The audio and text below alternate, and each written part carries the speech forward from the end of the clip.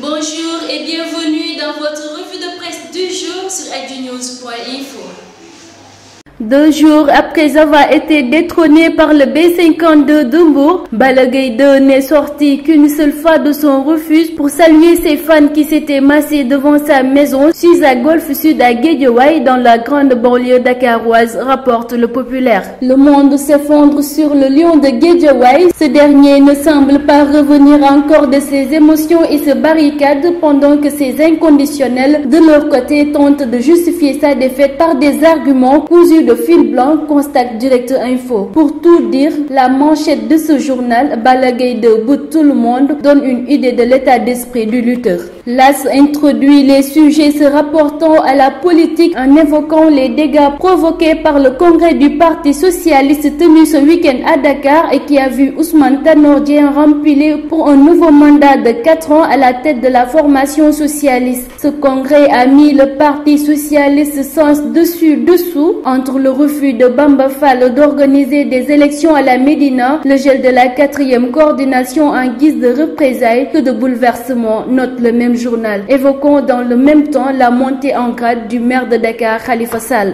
Justement, Khalifa Sall serait lâché par le maire de Grand Yoff, sa base naturelle, dans sa conquête de la mairie de Dakar, indique Rewmi Quotidien. Taxawu Dakar, la coalition mise sur pied par l'édile de la capitale sénégalaise, serait au bord de l'implosion, si l'on en croit à ce journal. Walfadjri et Enquête reviennent sur les dossiers judiciaires relevant de la traque des biens présumés mal acquis.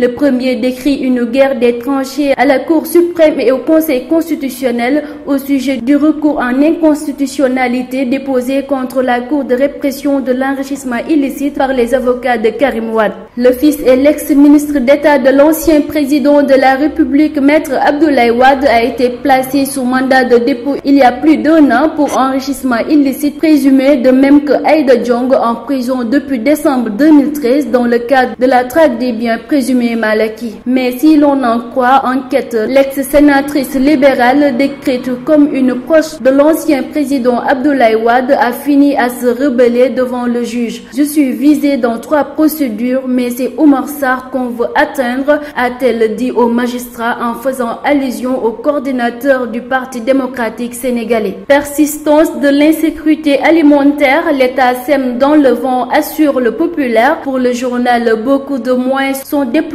pour lutter contre la faim, mais peu de résultats ont été enregistrés. Le gouvernement a ciblé 67 500 ménages pour la distribution d'aliments, de soudure, d'intrants et de semences. La campagne va débuter vendredi à Oussouye, localité la plus touchée par l'insécurité alimentaire. L'Observateur et Libération annoncent l'arrestation de présumés terroristes par la division des investigations criminelles. L'un, un ancien militaire syrien tenté d'entrer en Casamance par un passeport français volé, l'autre un Algérien travaillait dans un restaurant dakarois, précise l'Observateur. Abdoulaye Makhtar Diop, le grand serigne de Dakar, affirme dans Le Populaire qu'il n'est pas sûr que l'élection présidentielle aura lieu en 2017. Je pense qu'elle aura lieu en 2019, soutient-il. Il a aussi évoqué les raisons de sa démission du Parti socialiste. Il ajoute qu'un grand serigne qui n'a pas de prise sur les biens immobiliers, les titres fonciers, n'est pas un grand serigne. En jeu des élections présidentielles, l'Observateur annonce la guerre des 3 entre Niass, Tanor et Macky. Le face-à-face est inévitable. Les 3 grands alliés de la coalition Benno Bokk Yakaar concoctent des plans pour éviter tout camouflet de leur parti. Au PS, Khalifa Sall est pressenti pour être la tête de file du parti. À l'AFP, Malick Gakou tient la corde. Fait divers, escroquerie au visa. L'ex-ministre des Affaires religieuses sous Wade, Bamba Ndiaye, est cité en même temps que son frère dans une affaire d'escroquerie au visa. Le plaignant Alfousseyni Ndiaye lui a remis la somme de 3 millions pour les frais du visa et jusque-là, les 2 mises en cause n'ont pas tenu leur promesse d'amener son neveu en Tunisie. Bamba Ndiaye a comparu hier à la barre au tribunal correctionnel de Dakar. Le procès a été renvoyé au 8 juin prochain. Sport Ligue 1, Niary Tally ralentit le Jaraaf, titre l'Observateur en concédant le nul nul 0 but partout face à Niary Tally lors de la 24e journée disputée hier. Le Jaraaf n'a plus que 2 longueurs d'avance sur l'AS Pikine qui a battu la Linguère 1-0 à 2 journées de la fin de la Ligue 1. Le Jaraaf avec 45 points a toutefois son destin en main.